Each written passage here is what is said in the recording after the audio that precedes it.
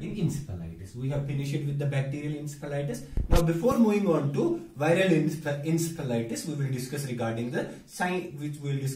the clinical manifestations of the encephalitis. Okay.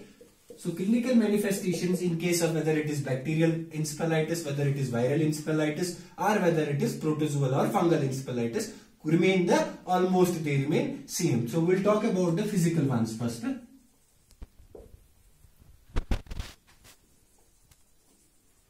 Physical symptoms, we have first one is fever, we have headache, we have seizures, we have sensitivity to light, to noise. We also have stiffness of neck. These are some of the physical symptoms which are seen in case of the whether it is bacterial, in case of the encephalitis. Now, if the encephalitis is more, in case of the severe, we have physical symptoms only we are talking about. We have impairment of speech, hearing. We also have double vision. We have weakness or sometimes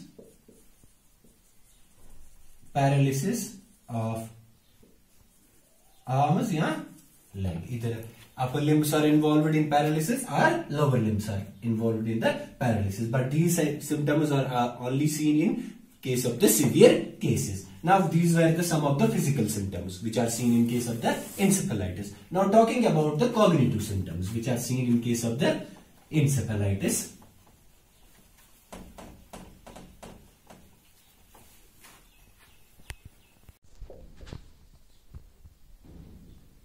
What are the cognitive symptoms in case of the encephalitis? We have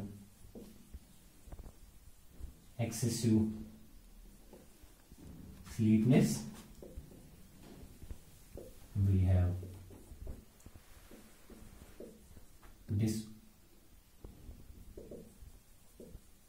disorientation.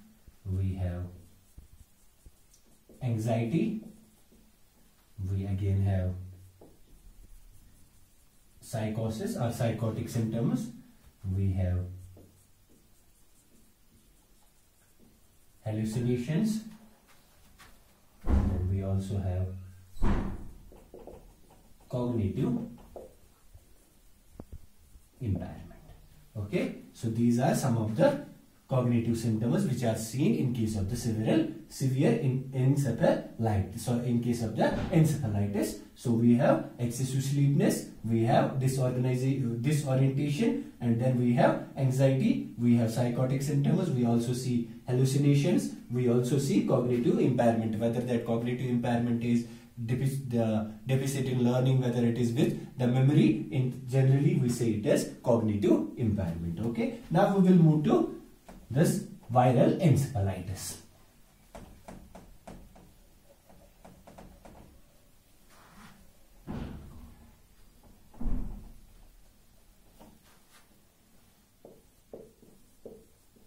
So in case of the viral, we have learned in case of number of different viruses, they are capable of causing either meningitis or they could cause encephalitis, or sometimes the combination of the both can occur, which is called as meningoencephalitis. So viruses can either cause meningitis, which we previously described, and then it can also cause encephalitis, and sometimes combination of both can occur, which is known as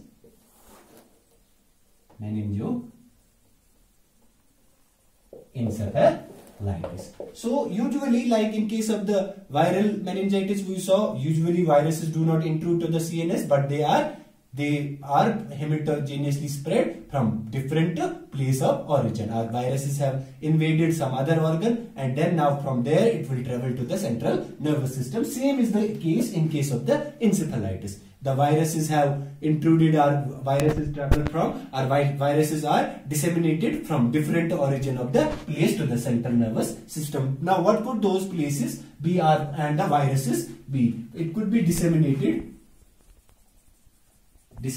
from skin and mucous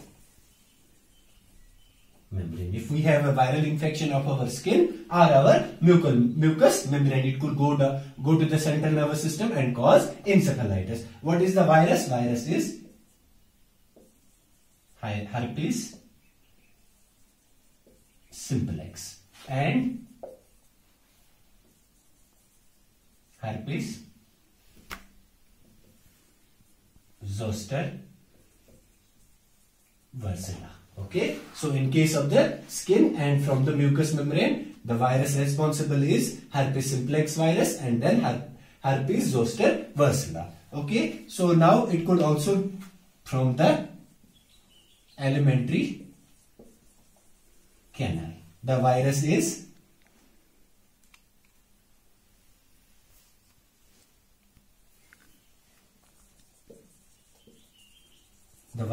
enterovirus, including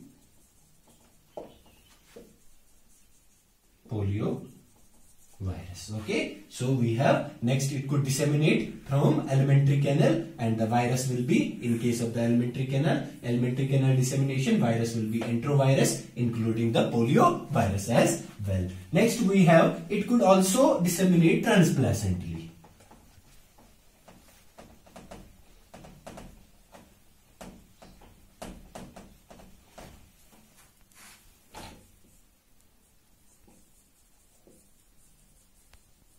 Disseminated transplacentally, and the virus is cytomegalovirus. Okay, so in case of the transplacental dissemination, virus is cytomegalovirus, and through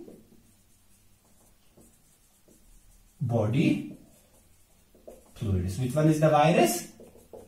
Aedes or HIV virus. Okay, so through body fluids also it can disseminate, and the virus will be Aedes or HIV virus. इसके बाद में next is rabies. Travels along peripheral nerves. So rabies virus can travel along the peripheral nerves and then cause encephalitis. Then we also have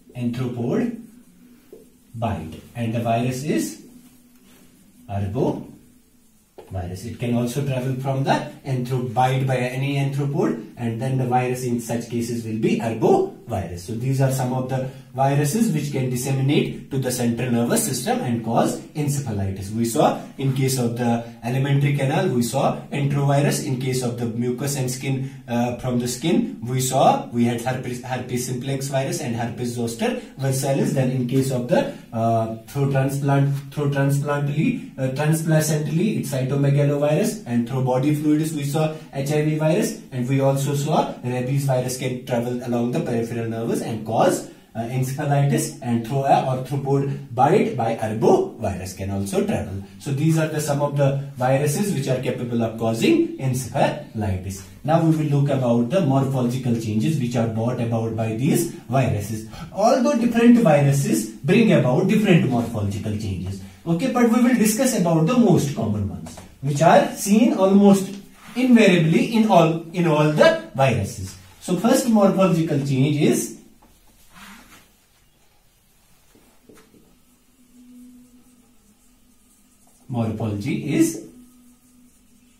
presence of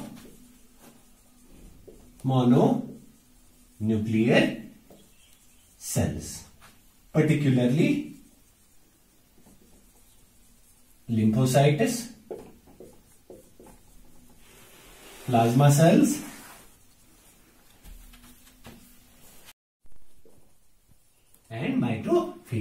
Then we can write presence of, rather we should write parenchymal infiltration of monocytes, mononuclear cells, particularly that of lymphocytes, plasma cells and macrophages. Okay. Other than that, there is also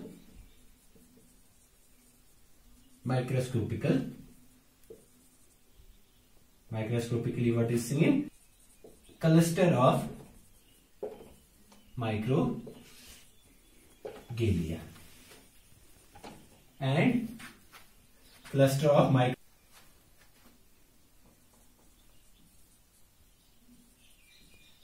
and also there is neuronophagia, and there is also presence of the neuronophagia. What is neuronophagia is when the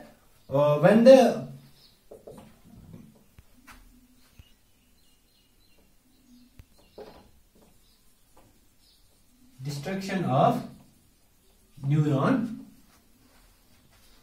I'll write here, by phagocytic cell. Okay, so neuronomicrophagia is destruction of the neuron by the phagocytic cell. But in case of the encephalitis, when the clusters of the microgalia are formed. Now the microgalia have already been infected by the viruses. So what will they will form a cluster around this neuron. So for example, अगर हम this is a neuron. Okay, ये एक neuron है, and there is clusters of the microgalia which have formed around the neuron, which are surrounding the neuron. Okay, so this is a neuron and these are clusters of microglial cells. तो ये clusters of microglial cells अभी क्या हुए हैं? These are already infected, or these are the virus is already present inside them, or viruses have already intruded the microglial cells. When they surround the neuron, that means this virus will also enter into this microglial cell will be phagocytic for this neuron, which is surrounded by these microglial infected microglial cells. So that is what neuronophagia is. It is destruction of the neuron by the phagocytic cell. But the phagocytic cell, the phagocyte in here is not necessarily the virus. It is only the cluster of. It is here the cluster of these microglial cells which have already been infected by the virus. Okay, so these were the morphological changes in case of the viruses. We also have AIDS dementia complex, HIV dementia complex. That is not important for us. HIV as such, I'll discuss it briefly. HIV as such does not have tropism, or is not virulent directly to the nervous cells, but what it does instead it releases a cluster of the toxic factors through the interleukin system, and also through other mediators and through other toxic materials it releases. So that infected the neuron and then cause HIV dementia complex. HIV dementia complex is when in case of the HIV we see the person who is suffering from HIV has developed the symptoms of the dementia. Then we will call it as HIV dementia complex. That is because the HIV virus releases a cluster of the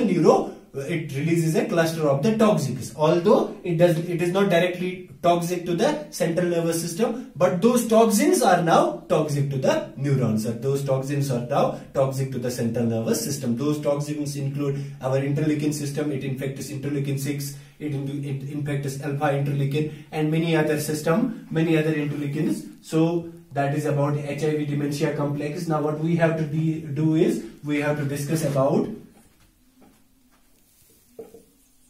fungus and protozoa. The encephalitis caused by fungus and protozoa. As such, in case of the viruses, like we saw, funguses or protozoa directly do not impact the central nervous system but are disseminated from the other parts. Okay, so though and will cause and usually will cause encephalitis in the clients who are already immunocompromised. जैसे कि immunocompromised condition कौन सा होता है, जैसे HIV ads है, या किसी को कैंसर है, या किसी को लिम्फोमास है, तो उन पर्सन्स में ये क्या करेगा, ज्यादा अटैक करेगा. या किसी को कोई सिस्टमिक डिजीज है, ऑलरेडी डायबिटीज मेलाइटिस से सफर हो रहा है, and then it might fungal infection और प्रोटोजुअल इन्फेक्शन, या जिसको हम बोलते हैं mycotic infection. So mycotic infections as such do not occur, they do not spread directly to the central nervous system, but they are disseminated from other body parts. And the most common जो funguses होते हैं, जैसे कि Candida albicans, एक Mucor, Aspergillus fumigatus, Cryptococcus, Neoformans, Histoplasma capsulatum, Blastomycin, and Blastomycin dermatitis. Okay, so we have number of number of fungus and protozoa which are capable of causing encephalitis is we learned about Candida albicans, then we have Mucor, and then we have Aspergillus fumigatus, then we have Cryptococcus, we also have Neoformans, we have Histocapsulatus, we have Blastoma dermatitis. So we have these many fungus. This is about the encephalitis caused by the fungus and protozoa. Morphological changes will not, because this is not so much important. So whatever was important in the encephalitis, we have discussed all that. So in next class we will see the next condition, either regarding the stroke or any other condition we will see. So